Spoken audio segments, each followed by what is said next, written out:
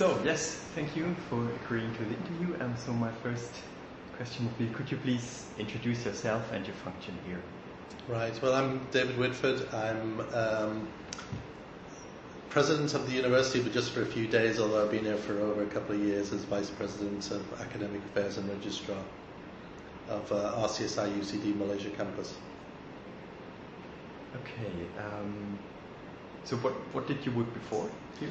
Right, well, I'm a medical doctor, so I trained in the UK, then worked as a GP for trained and worked as a general practitioner for many years, then went into academia. My first post was in RCSI in Dublin as senior lecturer and then professor of general practice there, and then I've since moved around, as I said, to Bahrain and for 8 years, setting up a new medical school there, and then went back to Dublin for a couple of years, and then they asked me to move out here to an already established medical school here.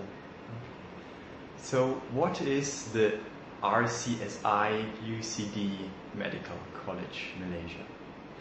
What is it? Well, if you want, I can give you a history of it. And yeah, so basically Penang State had a public medical school here, if you go back sort of 30 years, which was which was USM, and it decided to move its campus to Kelantan, the other side of the country.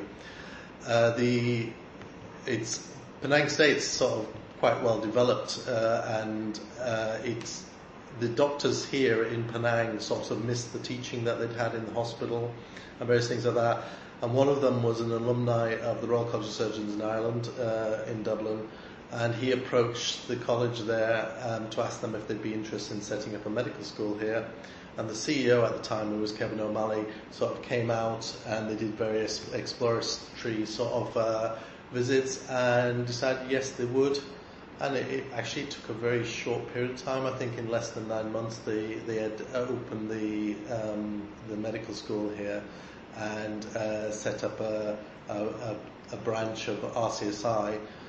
Part of the problem was RCSI, though, at the time was just a college in Ireland, and didn't have a degree awarding status. So the National University of Ireland insisted they have a partner that had degree awarding status, and that's how UCD became involved in it, University College Dublin. So there's two Irish universities who jointly own the medical school here.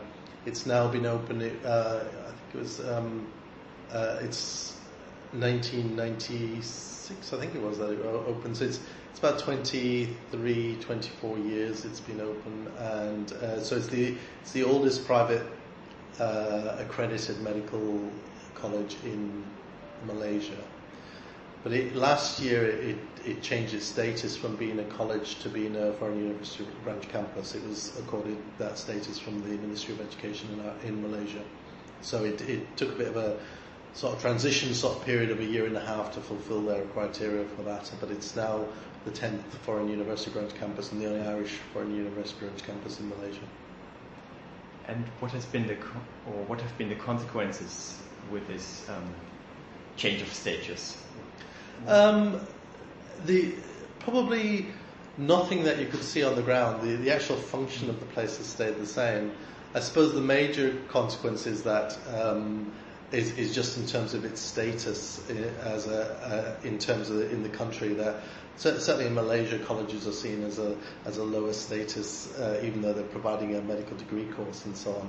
So becoming a university, and basically the Malaysian system has colleges and then university colleges and then universities, and then the highest sort of level that's accorded status is this foreign university branch campus. So we were the first foreign university branch campus to have been established and then become a foreign university branch campus. Every other institution in the country has come in as a foreign university branch campus, the other 9. So we're the only one that has been in existence and then accorded the status. So it's more for us at the moment, it's a status thing, but it does give us other access, particularly to things like research funding and so on that we didn't have before. Although, taking advantage of that is going to take some time in terms of our transition. Okay. And it's access to local research funding.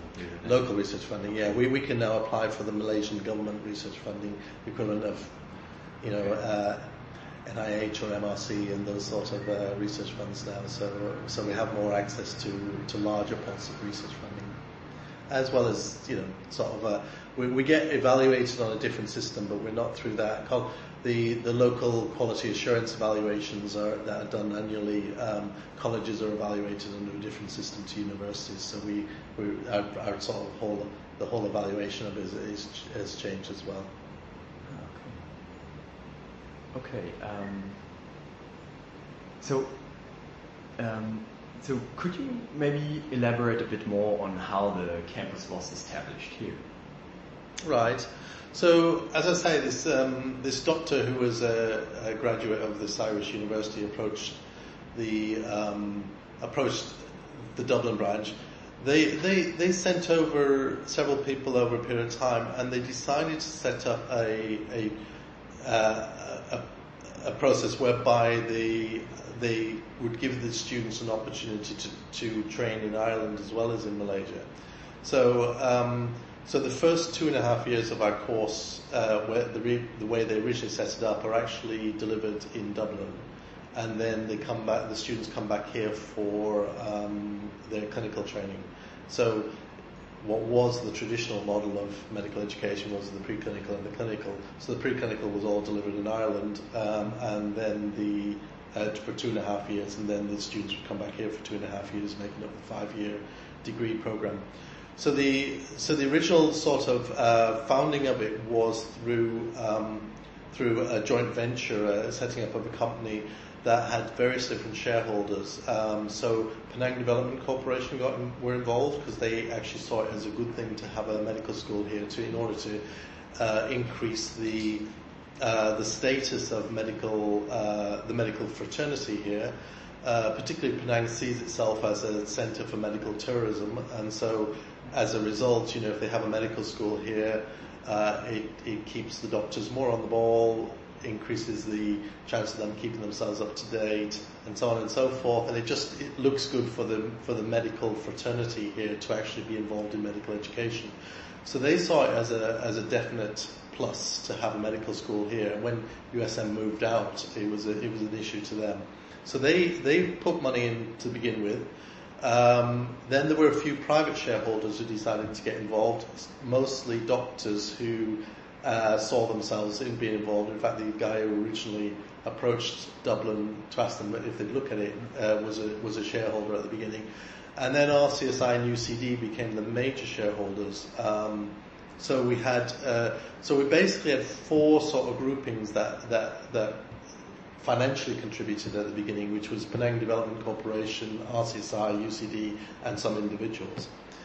In about 7-8 years ago, I think it was before I was here, so I don't know the exact date, Penang Development Corporation did a review and decided that their job in contributing towards the success of the college being established and the university then being starting to progress was complete, and because their job is really to develop things and not to keep things running, they approached RCSI and UCD and offered to sell out to them. And so RCSI and UCD at that stage bought them out, and the individuals that were involved decided it was a good time for them to leave as well. So there were I think there were 4 or 5 Malaysian doctors that had put some personal money into it in terms of setting it up. So they were also bought out, and it was at that stage that RCSI and UCD became the total shareholders of what was Penang Medical College then. And they owned the place 50-50. So governance-wise, over that period of time, the board, up till that point in time, had representation from Penang Development Corporation. Since then, the company, which was founded right at the beginning, has just had RCSI and UCD members as board members, along with a representative Malaysian, which you need on the board to be a Malaysian business. So the business model was largely around undergraduate medicine, although we have expanded into some postgraduate programs and some postgraduate medical training since. But I think the vision is always to remain healthcare focused, even if it might